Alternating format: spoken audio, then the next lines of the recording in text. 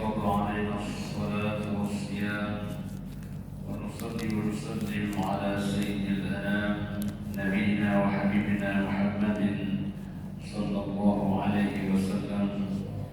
اللهم لا علم لنا إلا ما علمتنا، اللهم علمنا ما ينفعنا وانفعنا بما علمتنا إنك أنت العزيز الحكيم. فقال جل شأنه في كتاب الكريم وهو أصدق القائلين وبصدقه يهتدي المهتدون. أعوذ بالله من الشيطان الرجيم. بسم الله الرحمن الرحيم. ولقد رآه بالأفق المبين وما هو على الغيب بضنين وما هو بقول شيطان رجيم. فأين تذهبون إن هو إلا ذكر للعالمين. لمن شاء منكم أن يستقيم وما تشاءون إلا أن يشاء الله رب العالمين. Alhamdulillah atas kesempatan kita untuk berzikir dan berfikir. Alladzina yadhkuruna Allaha qiyaman wa qu'udan wa 'ala junubihim. Jadi orang-orang yang berakal, orang yang banyak berzikir kepada Allah Subhanahu wa taala seraya sambil dia berdiri, sambil dia duduk dan sambil dia berbaring. Wa yatafakkaruna fi khalqis samawati wal ardh. Orang yang berfikir pada penciptaan langit dan bumi seraya dia mengadakan ma khalaqta hadza batilan ya Allah, tidak ada yang sia-sia kau ucapkan. Kemarin rasa kemarau ini sudah turun hujan.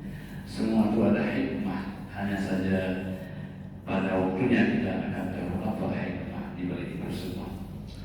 Salawat dan salam kita sampaikan kepada junjungan alam baginda Rasulullah sallallahu alaihi wasallam, Nabi yang membaca ayat-ayat kuasa Allah Subhanahu wa taala. Senyumnya adalah berkah, dan jalannya adalah bimbingan hidayah, dan kehidupannya adalah akhlak dari tuntunan Al-Quran yang Allah turunkan. Sangat berbahagia pada malam yang mulia ini jemaah kita dari berbagai tempat hadir, dari tim dakwah. Jadi luar biasa dengan file-file ini, insyaallah akan menghadirkan salah satu keberkahan karena memang rahmat Allah. Orang yang mengajak orang berbuat kebaikan sama dengan sudah berbuat kebaikan. Orang hadir karena ada satu undangan, maka yang mengundang pahalanya adalah pahala yang diundang. Jadi oleh karena itu berbahagia Pak Wandi dan Pak Gadis dan seluruhnya yang telah mengajak kita semua tim IT, Ustaz BKM yang luar biasa sehingga kita dapat bertemu berdekat-dekat di Masjid Al-Hasib yang sangat megah ini. Jemaah Allah Subhanahu wa taala, ketika kita merindukan Nabi sallallahu alaihi wasallam, kita kepingin boleh hadir, minimal hadir dalam mimpi. Hadir dalam mimpi kita karena orang yang melihat Nabi dalam mimpinya sungguh itu Nabi yang dia lihat. Maka Nabi mengatakan, "Man ra'ani fil manam faqad ra'ani." Kalau ada orang melihat saya dalam mimpi, maka itu yang saya lihat. Itu adalah saya. Fa inna syaitana la yatamassalu bi, karena syaitan tidak bisa menyerupakan wajah saya. Dijaga oleh Allah Subhanahu wa taala wajah baginda Rasulullah sallallahu alaihi wasallam. Mungkin jamaah ada yang melihat wajah Nabi, itu betul Nabi yang dia lihat. Kalau perlu sama-sama kita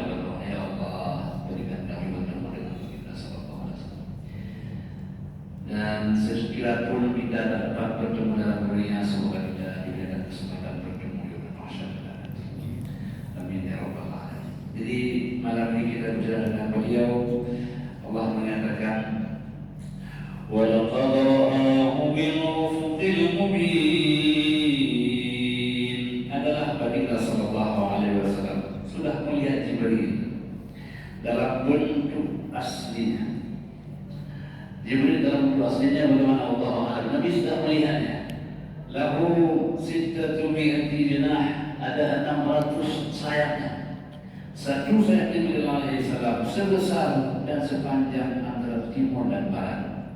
Maka jangan tanya bagaimana kalau 600 sayapnya. Maka jangan telah Jibril adalah seorang sahabat. Jibril bagi Nabi adalah seorang guru. Jibril adalah mitra, dan Nabi SAW merindukan untuk bertemu dengan Jibril, sebagaimana Jibril juga rindu bertemu dengan baginda Rasulullah SAW. Itulah nilai satu persahabatan. Sahabat ketemu ketika bahagia, pun sahabat datang ketika kita dalam keadaan sengsara. Jadi kalau Nabi berada dalam keadaan yang diinginkan oleh umatnya, Jibril akan datang hadir memberikan support kebahagiaan kepada baginda Rasulullah SAW. Jadi dalam Rahmanullah ayat ini mengatakan bahwa walaqad, dan sungguh-sungguh dia Muhammad sudah melihat Jibril bil ufuqil mubin, di ufuk yang nyata.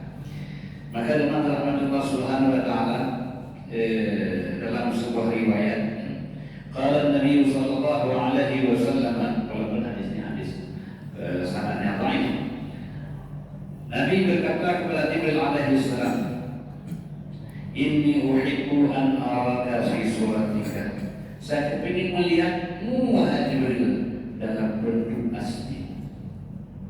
Ingin melihat, karena Jibril bisa menyerupakan dengan wajah manusia. Tapi Nabi mengatakan inni uhibbu an araka fi suratika, dalam bentuk wajahmu yang asli. Allati takuna fiha fis sama, yaitu ketika berada engkau di langit. Maka Nabi SAW telah melihat Jibril dalam bentuknya yang nyata. Tentu ketika Jibril nampak pada Nabi, Jibril tak mau Nabi takut melihatnya. Karena bayangkan ini malaikat, Masya Allah ya. Kalau bentuk aslinya kita lihat, nak sanggup kita lihat. Maka beliau mengatakan, ya Muhammad, la takhaf, janganlah engkau takut, ya, janganlah engkau takut. Maka dalam Allah Subhanahu wa taala, la takhaf, janganlah engkau takut. Fa kaifa law ra'aita Israfil wa ra'sahu, bagaimana nanti kalau kau melihat Israfil dan seterusnya. Maka inilah teman yang baik, teman yang memberikan dorongan dan bimbingan. Jadi kita ini dalam hidup butuh teman. Siapa teman kita?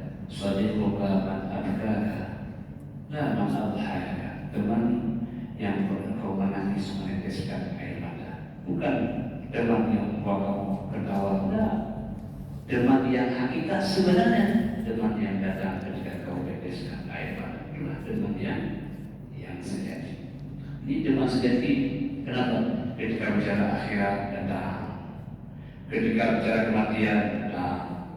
Nah, ini teman yang sejati, teman yang bicara untuk masa depan kita. Ketika kita berada dalam yang lahap, dialah teman yang disampaikan oleh teman-teman kita. Masih ingat kepada kita, sementara orang lain sudah lupa nama kita. Ini teman yang sebenarnya. Maka adalah teman dunia akhirat. Teman kalau dia dalam surga dan teman saya yang ini kok nggak ada, tiadaannya kita. Nah, ini teman yang sebenarnya. Jadi oleh karena itu, jangan cari teman hanya untuk dunia, jadikan teman sebagai teman yang Rasulullah bersama Jibril alaihissalam.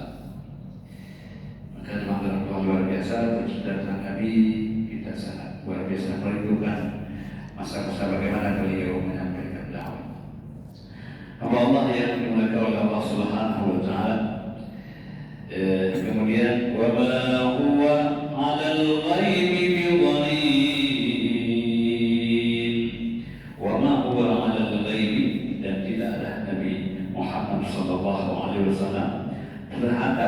hal-hal yang gaib itu beliau tidak ada keraguan tentangnya. Nabi ceritakan sesuatu yang gaib adalah wahyu dari Allah. Bicara tentang bagaimana kita menghadap sakaratul maut. Kalau kita sudah meninggal, kita masuk dalam alam kuburan.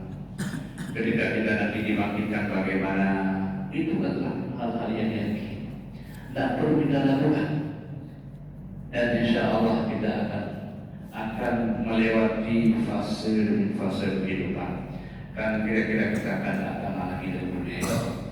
Mungkin beberapa tahun mendatang, nama kita tak lagi ada orang yang sebut. Dan barangkali banyak orang yang lupa sama kita. Di sana kita berteman yang menyebut dan mendoakan kita.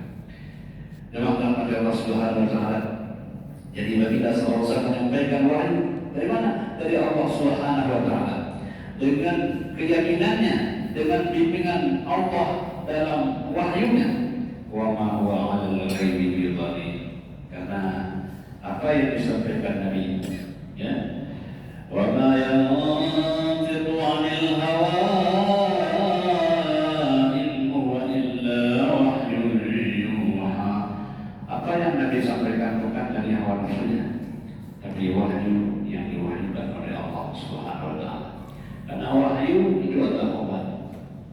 Karena obat kalau orang susah dengan Nabi berucap tenang. Kalau orang sengsara akan merasa bahagia, maka Nabi adalah solusi dalam kehidupan. Maka dalam Allah ketika orang-orang Ansar berperang bersama Rasulullah SAW dan pulang, mereka kan diberikan dengan iman. Lalu yang kaum Ansar tanya, ya Rasul, tapi bagaimana? Nabi bilang, apakah kau tidak cukup? Kau pulang dengan membawa harta, kau pulang membawa baginda Rasulullah SAW. Apakah tidak cukup? Cukup ya Rasulullah. Karena dengan hadirnya Nabi SAW, dunia dengan isinya sudah pasti kita dapatkan. Jadi jemaah Allah, begitulah bahagianya orang Ansar bersama baginda Rasulullah SAW. Jadi Allah mengatakan wa ma huwa 'alal ghaibi bidhanin. Jadi dhanin ada mengatakan dhanin bidhanin. Nah, itu makna yang pertama. Yang kedua apa? Dhanin bibakhil, bahwa baginda sallallahu alaihi wasallam tidak bakhil, menyampaikan informasi lain yang disampaikan dari Allah Subhanahu. Maka orang yang berilmu jangan bakhil dengan ilmunya. Orang yang kaya jangan bakhil dengan harta. Orang yang kuat jangan bakhil dengan tenaganya. Kita tak boleh jadi orang bakhil. Kenapa? Kalau kita orang dermawan, maka kita semakin kaya. Dermawan dengan ilmu, semakin adil kita. Dermawan dengan harta, semakin kaya kita. Dermawan dengan tenaga, makin kuat kita. Jadi berilah kepada orang lain. Itu adalah konsumsi yang memperkuat kita sebenarnya. Maka kalau kita bisa sampaikan, balighu anni walau ayat, sampaikan daripadaku walau hanya satu ayat. Kita tak mesti tunggu alim baru mengajar, jangan.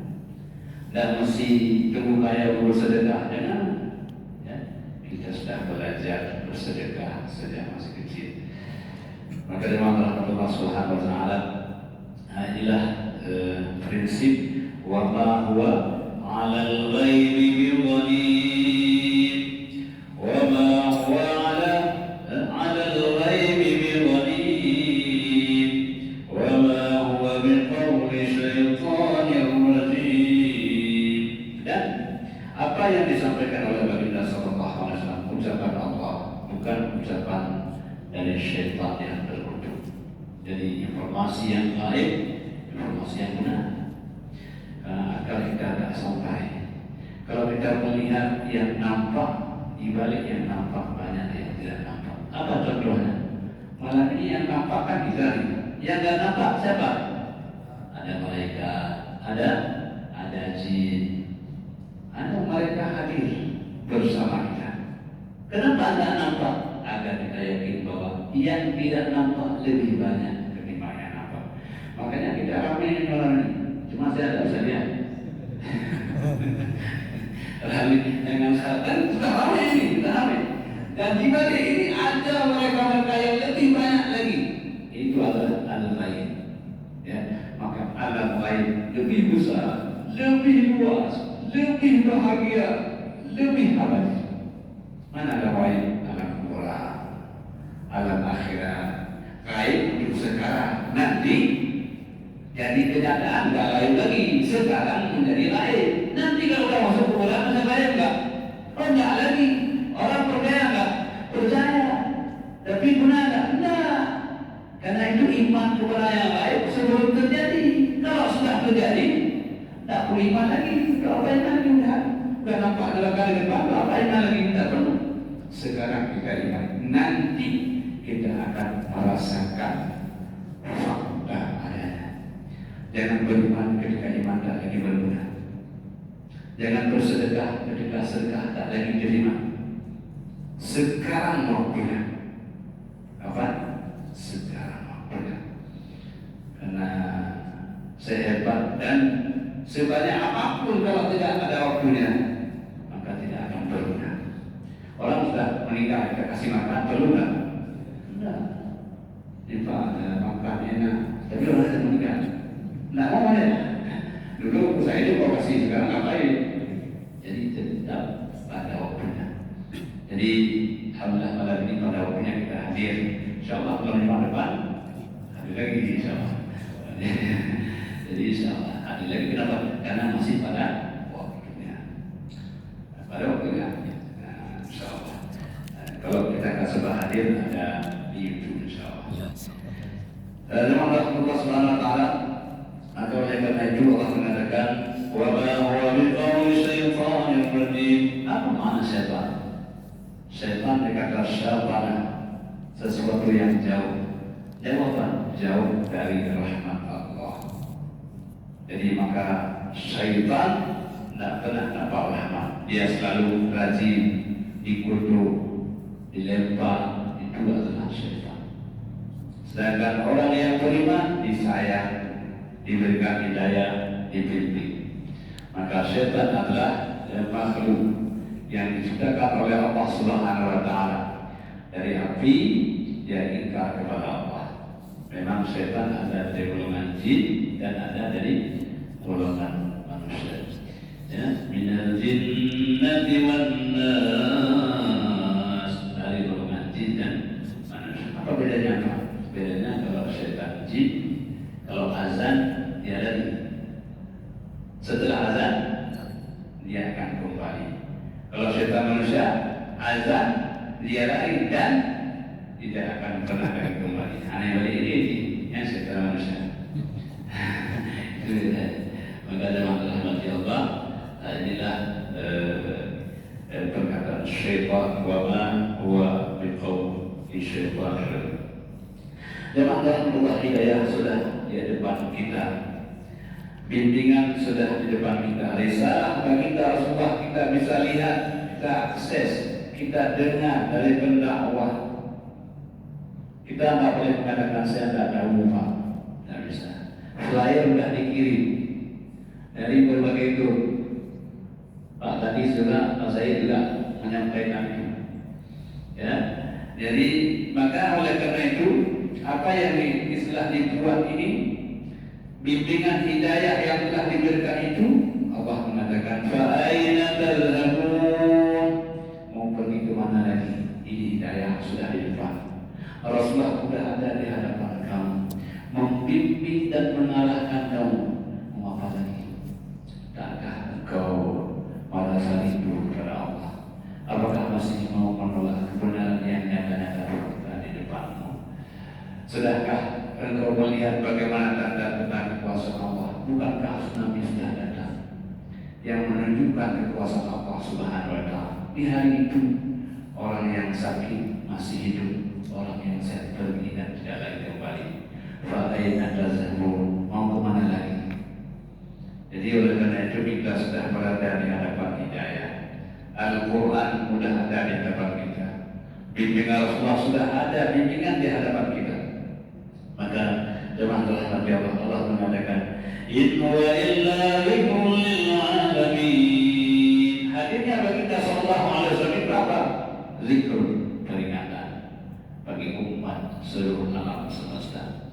Jadi oleh karena itu Nabi hadir itu tidak sia-sia. Kemanapun beliau hadir adalah rahmatan lil alamin. Bukan hanya manusia sebenarnya. Ya kayu, ya batu, ya binatang-binatang, mereka mengenal baginda Rasulullah SAW. Mengenal. Jadi Ustaz, kalau ada rusa jadi panggil, rusa kemari datang ya. Dia tahu itu adalah Nabi. Tapi adakah manusia tak tahu dan tak kenal lagi? Berarti masih hebat makhluk-makhluk Allah yang lain. Makanya Allah Subhanahu wa Ta'ala.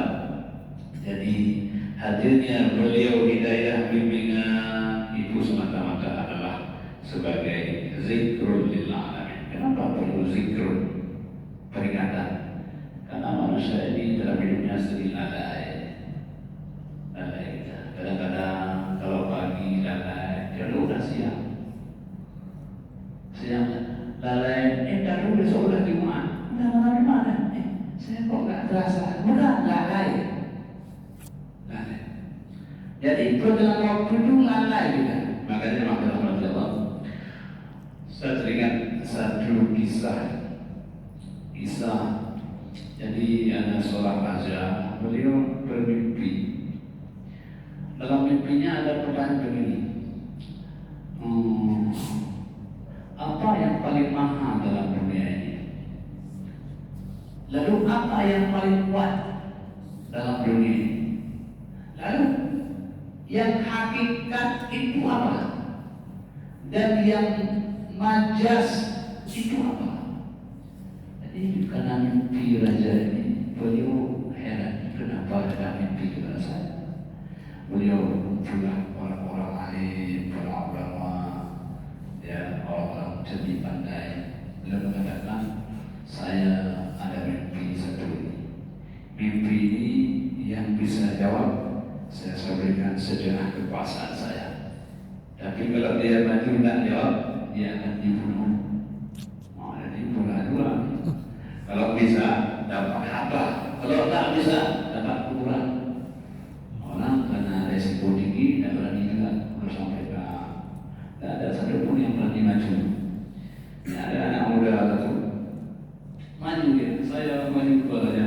Kamu tidak takut mati? Kepada saya ini orang anak yatim. Kalau mati tidak ada orang yang tangisi. Ayah tak punya bunda pun tidak ada. Saya hanya sebagai kakak. Tak apa.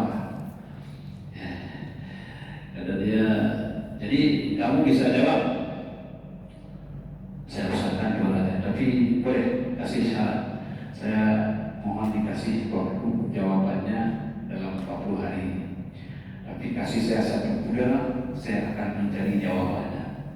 Heran juga, kok cari jawaban pakai kuda. Pokoknya, kalau ada bilang baik, saya kasih waktu kamu 40 hari, kamu cari jawabannya. Kalau tak dapat, resiko tahu sendiri. Maka anak muda tadi berangkat tempat yang jauh. Dia cari orang yang alim, orang yang zuhud di negeri yang lain. Berangkat dia. Jadi ketika dia sampai ke suatu tempat, ada seorang tua duduk di bawah pohon. Dia lihat karena orang tua ini bijak. Maka kalau kita mau bijak, cari orang tua. Ini orang tua kan bijak. Tuan guru, saya ini boleh nggak saya bicara dulu? Karena saya ini kalau tidak bisa jawab ini, saya karena sudah mendapatkan amanah dua raja, saya akan dibunuh. Baik, ini apa namanya? Coba kamu sebut apa pertanyaan yang disampaikan dua raja. Yang pertama, beliau tanya, apa yang paling mahal? Yang kedua, apa tadi? Apa yang paling mahal?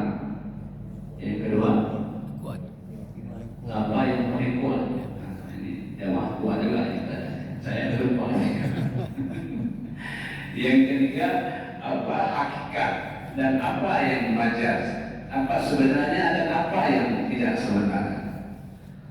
Begini, ini pekan pertama gratis, nanti kedua gratis, tapi yang ketiga harus bayar. Nah apa-apa, kalau Tuhan bisa memberikan jawaban, saya akan bayar karena yakin dia nanti akan dapat hadiah besar. Baik, untuk yang pertama itu katakan dua saja, yang paling mahal dalam hidup ini adalah waktu. Sebanyak-banyak pun kita punya uang, kita tak bisa berikan waktu, tidak bisa. Tapi kalau uang bisa kita cari, hari ini tidak ada, besok punya. Tapi kita misalnya udah tua, bisa nggak beli waktu muda? Tidak bisa. Orang udah mati bisa beli waktu hidup, tidak.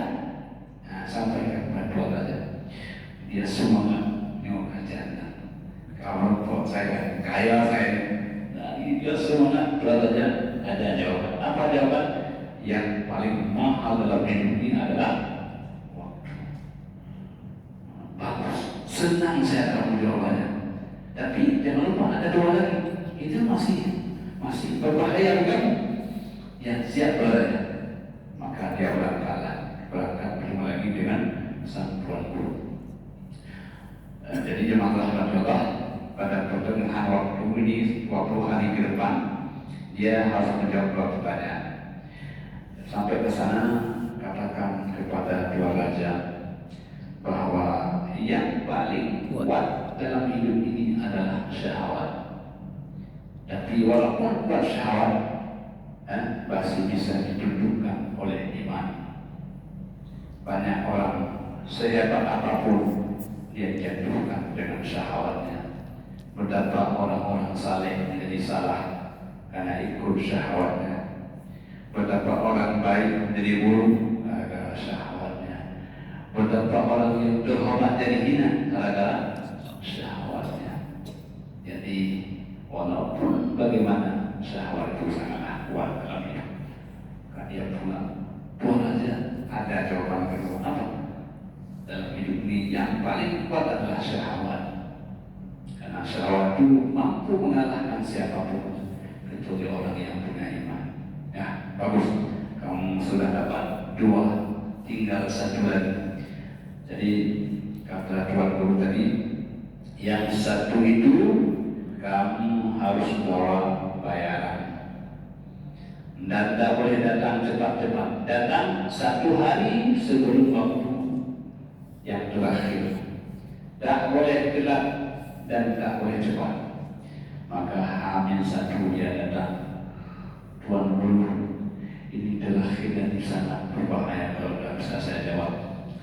Jadi apa yang hakikat dan apa yang majaz?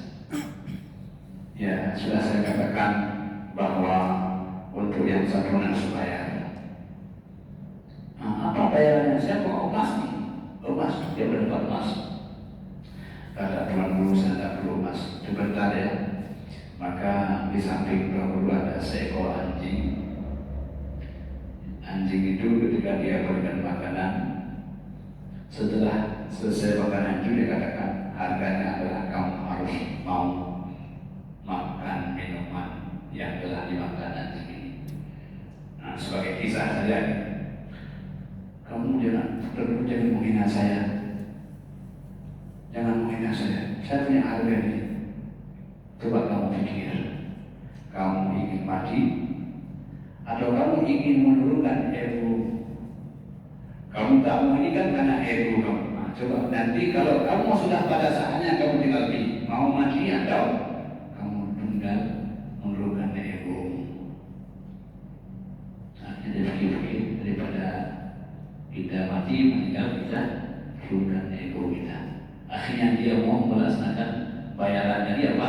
Memakan sisa makanan yang bernajis. Ini sebagai contoh. Doa Allah SWT, maka setelah itu keluarga mengatakan, wahai anakku, yang sebenar hidup, yang sebenar dalam perjalanan ini adalah mati. Dan kiasan majas itu adalah hidup. Hidup ini adalah sebagai kiasan, tapi sebenarnya adalah mati. Itulah hakikatnya. Jadi kamu janganlah terpesona dengan harta dan dengan pilar-pilar dunia ini. Kamu itu adalah sebagai majas. Sebenarnya hidup ini akan selesai dan hakikat itu adalah mati. Akhirnya Allah sampailah dia bertemu dengan Tuhan Raja. Saya dapat memberikan jawaban yang terakhir, yang hakikat adalah mati dan yang majas adalah hidup. Katanya Ziyad, kamu saya berikan kepada segenap kekuasaan. Tuhan Raja sadar betul, karena itu adalah majas. Saya ingin hakikat. Tadi memang awalnya saya mencari hidup, tapi ujung jawabannya saya sudah berpindah alamat. Saya ingin hidup itu sebagai majas dan hakikat itu adalah mati, dan itu yang saya cari. Dia tinggalkan raja dengan segala kemewahannya. Dia pergi menemui Tuan Guru dengan telapak kakinya karena tidak ada kendaraan. Sampailah ke tempat yang dia dulu dipanggil Tuan Guru yang telah memperkenalkan apa makna kehidupan. Dipanggil Tuan Guru, tidak ada yang jawab. Gubuk tadi sudah kosong.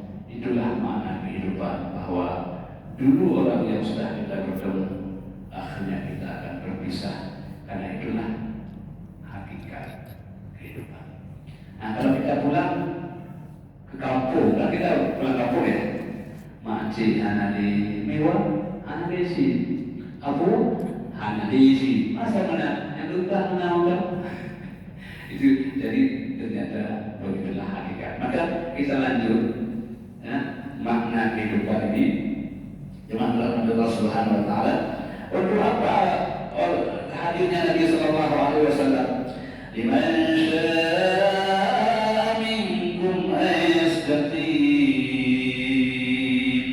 Liman syaa'a, bagi orang-orang yang ingin, ya, di antara kalian ingin mendapatkan istiqamah, jalan yang lurus, maka hadirnya Nabi Sallallahu Alaihi Wasallam bagi orang yang mau. Yang tidak mau silakan.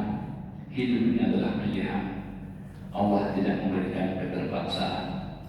Faman syaa'a falyu'min wa man syaa'a falyakfur. Bagi orang yang mau silahkan, yang tidak mau pun tidak dipaksa. Maka liman syaa'a, bagi orang-orang yang mau, minkum di antara kalian, yastaqim, yang mencapai jalan yang lurus. Nabi adalah referensinya. Risalah itu rujukannya, Al-Quran itu bimbingannya bagi yang mau. Alhamdulillah kita termasuk orang-orang yang mau. Kita tinggalkan sebentar waktu untuk dunia ini, hadir kita di masjid ini. Kenapa? Karena itu tidak termasuk dalam liman syaa'a minkum ayyastaqim. Kan pun tidak lama pula kita, sebentar lagi sudah selesai. Memang Allah tidak memaksa kita lama-lama beribadah, silakan. Kamu ada hak untuk keluargamu, ada wali badanikum alaikum haqq, ada hak untuk badan, ada hak untuk keluarga, silakan. Tapi sisihkanlah waktu untuk Tuhan. Wali rabbikum alaikum haqq, ya, berikanlah waktu untuk Tuhanmu.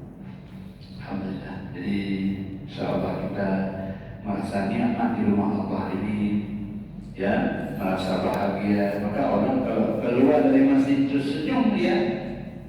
Kalau siapa? Saya udah makan. Makan apa? Makanan yang telah disuguhkan oleh Allah. Apa makanannya?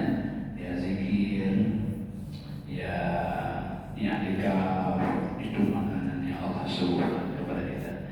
Semoga kita bisa merasa bahagia dengan makanan yang Allah suguhkan. Ya.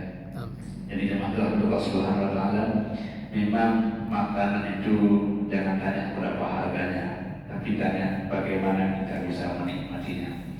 Wahobi kan murah meriah, Tapi kalau kita nikmati enak, apalagi lagi hujan-hujan, kita panggang kopi, oh enak sekali. Ya.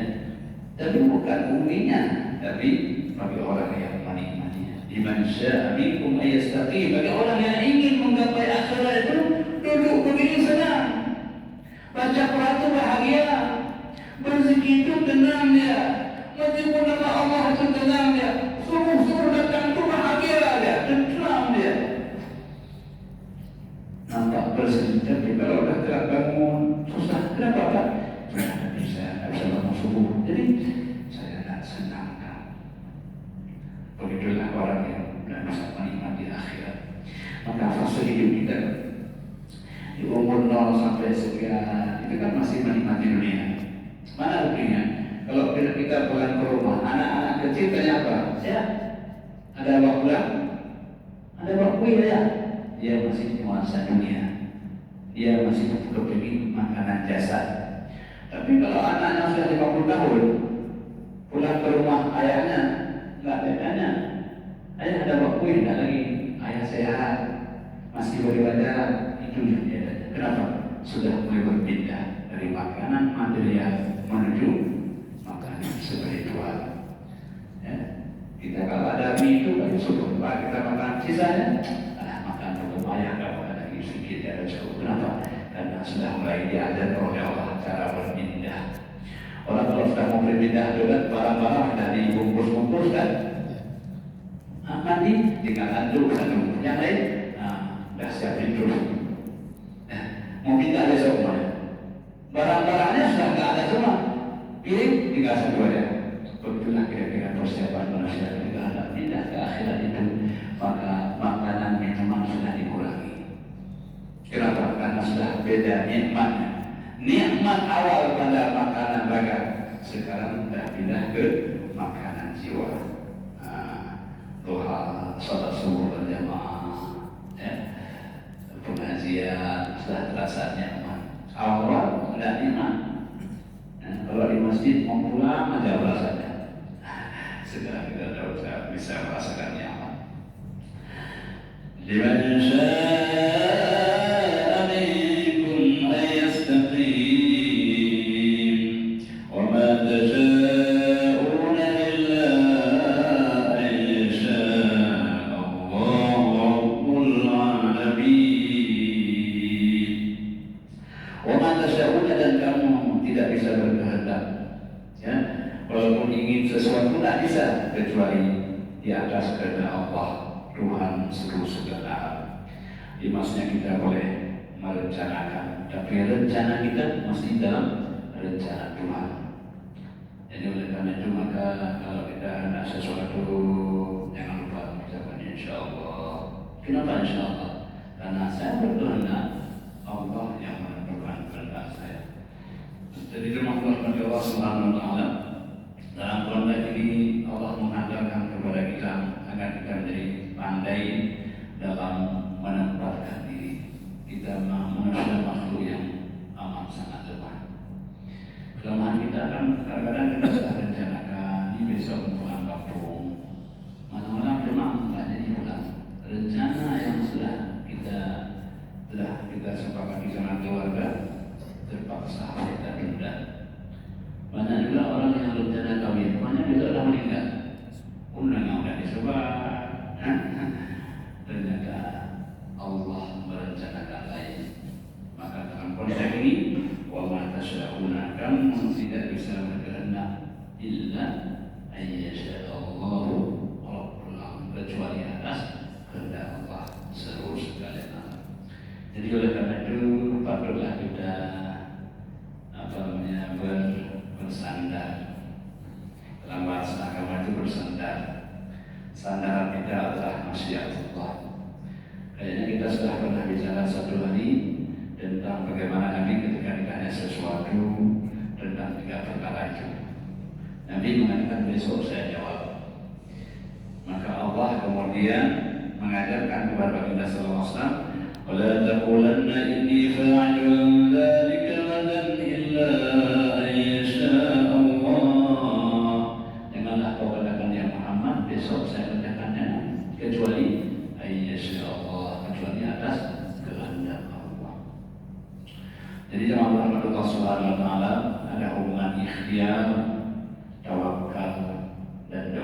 Ada 3. Ikhtiar, tawakal, dan doa. Doa sebelum kita berusaha sudah kita mengawali dengan doa. Allahumma barik lana bismillahi tawakkaltu ala Allah. Kita akan berangkat meninggalkan rumah menuju masjid. Ada langkah kita itu bismillahi tawakkaltu ala Allah. Ya. Lalu apa ikhtiar kita berjalan? Berjalan ke mana? Ke masjid. Jalan dengan santai, jalan dengan rapi, tidak boleh buru-buru, itu ikhtiar. Ya. Jadi walaupun kita untuk berbuat baik, tapi kita tidak diperintahkan dulu lah. Jalanlah dengan santai. Ya. Makanya orang yang baik itu orang yang bekerja dengan hati-hati dan teliti. Kadang-kadang karena buru-buru bukan mobil yang nabrak dia yang nabrak mobil. Atau dia Kenapa? Karena tadi.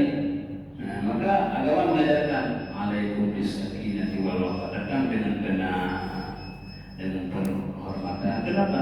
Karena mempengaruhi jiwa. Orang kalau buru-buru itu jantung darahnya naik. Maka dalam agama kita salah satu rukun salat adalah tumanina. Sekurang-kurangnya apa? Sekali baca doa. Untuk hati tenang. Kalau sudah ikhtiar usaha sudah, apa lagi? Ya Allah, saya sudah berjalan. Akankah saya sampai ke Masjid Al-Hasid? Saya bertawakal kepada Engkau. Kadang-kadang sekali kita jalan hanya sampai di pertengahan kita harus kembali. Kenapa? Sakinah sebagainya. Maka di ujung kehidupan kita bertawakal. Itulah sandaran orang beriman. Jadi ada usaha, ada doa, dan ada tawakal. Kalau itu 3 yang sudah kita amalkan, tidak ada istilah gagal dalam hidup.